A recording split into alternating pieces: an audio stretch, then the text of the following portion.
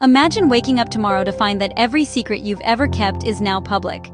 Every private message you've sent, every password you've created, every financial transaction you've made, your medical records, your browser history, your cryptocurrency wallet, everything. This isn't a hypothetical scenario from a distant future. According to the world's leading cybersecurity experts, there's a 1 in 3 chance this happens before 2035. They call it Q-Day. The day quantum computing breaks encryption. The day privacy dies. And here's what should terrify you. There's a 15% chance it's already happened in secret. Right now, in laboratories across California, Seattle, and deep in the mountains of China, scientists are racing to build the most powerful code-breaking machine in history, not to protect you, to unlock everything you've ever tried to hide. Let me explain how we got here, why it matters, and what happens when the clock runs out. For decades, we've protected our digital lives with a simple mathematical trick. When you send an encrypted message, you're essentially locking it with a puzzle so complex that even the world's fastest supercomputers would need thousands of years to solve it. Take a number with 1,000 digits. Ask a classical computer to break it down into its prime factors. That computer would try every possible combination, one by one, for millennia. This is the foundation of RSA encryption, created in the 1970s and still used today to secure your email, your banking, your entire digital existence. But quantum computers don't play by the same rules. Where your laptop processes information as zeros and ones, quantum computers harness something called superposition. A quantum bit, or qubit, can be 0, 1, or both simultaneously. When you run a calculation on quantum hardware, you're not trying solutions one at a time. You're exploring all possible solutions at once. In 1994, a researcher at Bell Labs named Peter Shor designed an algorithm specifically for quantum computers. Shor's algorithm can take that 1,000-digit number and factor it not in millennia, but in minutes. The mathematical locks protecting your data aren't just pickable, they're about to become completely transparent. For years, this remained theoretical. Quantum computers were too fragile, too error-prone to pose a real threat. But that's changing fast. In 2019, Google claimed quantum supremacy. Their 53-qubit chip completed in 200 seconds, a task that would have taken conventional supercomputers 10,000 years. Today, Google's Willow processor has 105 qubits. The progress is exponential. To break modern encryption with Shor's algorithm, you need thousands or even millions of stable qubits. But hundreds of companies worldwide are working on this problem using radically different approaches. Superconducting circuits, trapped ions, molecular magnets, carbon nanospheres. Each breakthrough brings Q-Day closer. Meanwhile, computer scientists are refining quantum algorithms, reducing the number of qubits required. The finish line is approaching from both directions, and when someone crosses it first, they won't announce it with a press release. If you possessed a universal skeleton key that could open any lock in the world, would you tell everyone? Or would you keep it hidden in your pocket for as long as possible? This is the strategic reality of Q-Day. The nation or organization that achieves cryptographically relevant quantum computing first gains an intelligence advantage so overwhelming it would reshape global power overnight. They could read classified military communications in real time, know the exact location of every submarine, every satellite, every missile.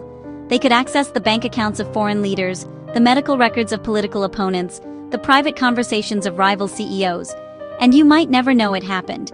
From your perspective, Q-Day might not look like Q-Day at all. It might look like a series of strange, apparently unconnected news stories spread across months or years. London's energy grid fails on election day, plunging the city into darkness. A submarine on a covert mission surfaces to find itself surrounded. Embarrassing material starts appearing online in greater quantities. Classified intelligence cables, presidential cover-ups, secrets that were supposed to stay buried forever. It might take decades before we can pinpoint exactly when Q-Day occurred. By then, the damage would be irreversible. But there's an even more disturbing reality unfolding right now as you listen to this. Intelligence agencies and state-sponsored hackers are already collecting your encrypted data in massive quantities. It's called Harvest Now, Decrypt Later. They're vacuuming up everything they can find, storing it in vast data centers, waiting for the day they have a quantum computer powerful enough to crack it open. The Chinese government has reportedly been doing this for years. So has the United States. They're betting on the future. And here's the question you need to ask yourself. How long will your secrets remain valuable? Your current credit card number might be useless in 10 years, but your fingerprints won't change. Your DNA won't change.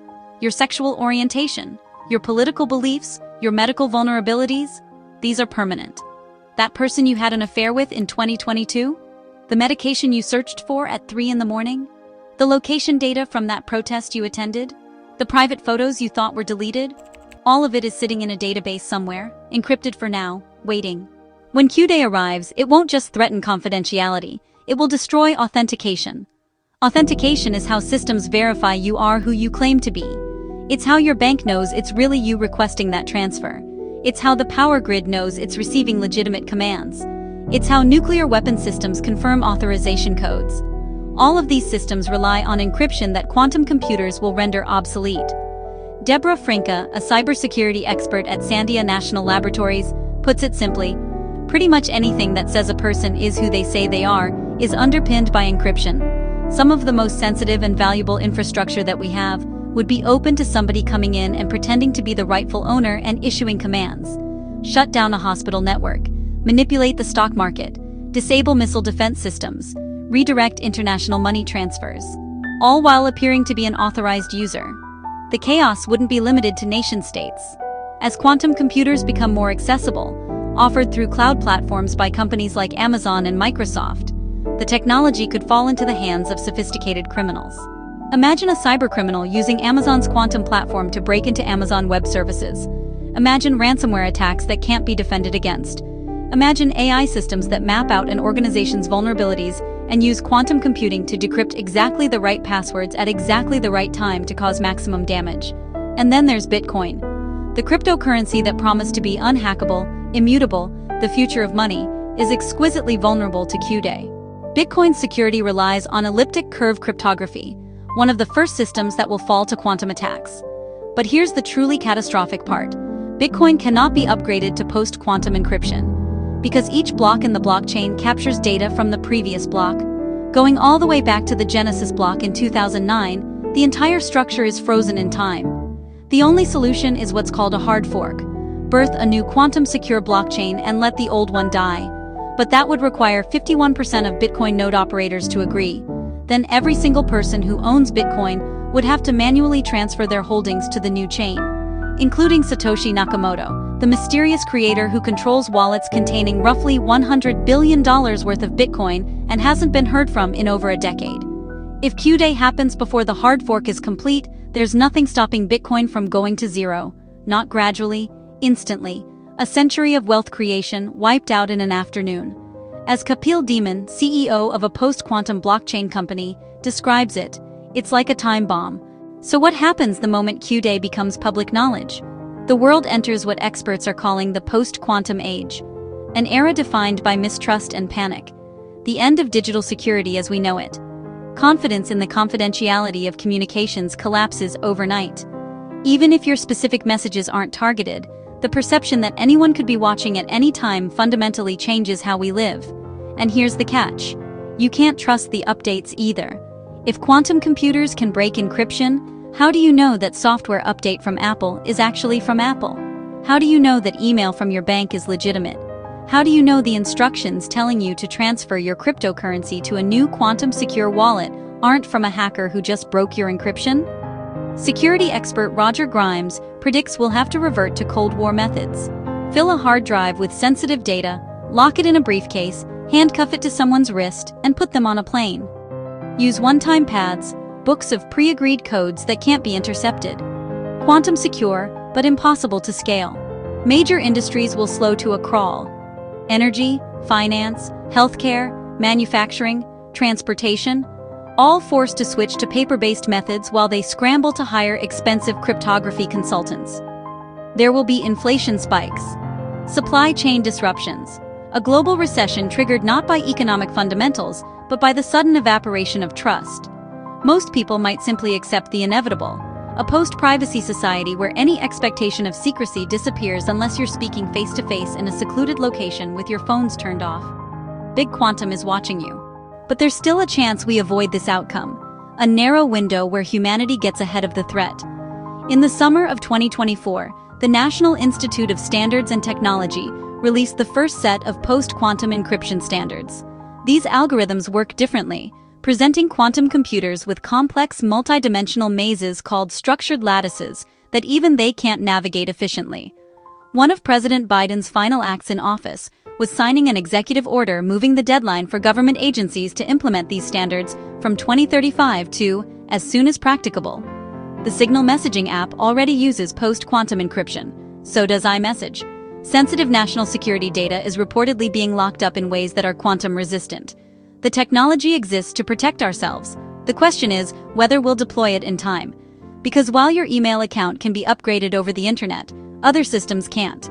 The United Kingdom's National Health Service still runs on hardware and software from the 1990s. The energy grid, military hardware, satellites, all contain vulnerable cryptography in places that can't be changed without replacing entire systems. These updates take decades, and we might not have decades. Michelle Mosca, who co-authored the most recent Quantum Threat Timeline report, describes our situation as playing Russian roulette. "You'll probably win if you only play once," he says, but it's not a good game to play. 1 in 3 chance Q-Day happens before 2035. Those aren't comforting odds. And that 15% chance it's already happened in secret?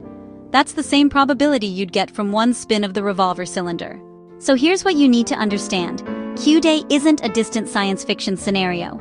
It's a mathematical inevitability approaching on an exponential curve. The only variables are when it arrives, who controls it first, and whether we're prepared. Right now, at this very moment, your encrypted data is being harvested and stored. Your secrets are sitting in databases, waiting to be unlocked. The countdown has already begun. The best-case scenario looks like Y2K. We panic collectively, make the necessary upgrades, and when Q-Day finally arrives, it's such an anticlimax that it becomes a joke. That outcome is still possible, but it requires something we're not particularly good at as a species: coordinated action in response to an invisible threat. The scramble has already begun. The question is whether you're part of the solution or part of the collateral damage. Every password you create today, every message you send, every secret you think is safe behind encryption, all of it has an expiration date, and that date is approaching faster than you think.